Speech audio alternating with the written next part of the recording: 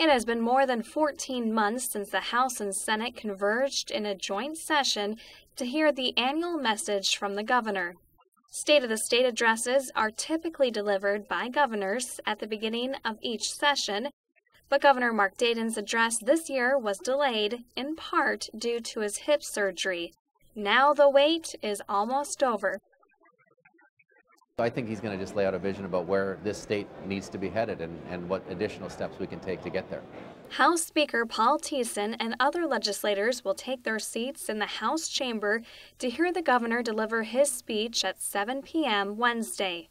House Minority Leader Daudt shared what he would like to hear from the governor. What I'd like to hear is that really the tax increases haven't been helpful. They've been harmful to Minnesota's economy, and I think the fact that Democrats came back this session and repealed some of those damaging tax increases after putting them in place just a year ago is an admission that they knew that they were going to be harmful to Minnesota's economy. So we'd like to see him address that a little bit.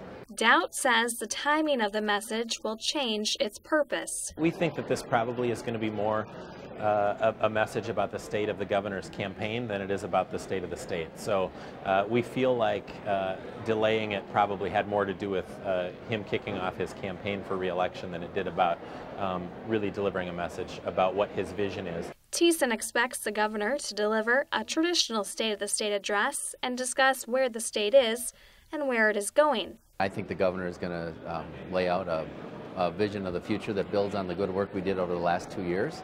Talking about our investments in education, our investments in growing middle-class jobs, and the minimum wage, all these things that make sure that families have a fair shot of succeeding and having some economic security.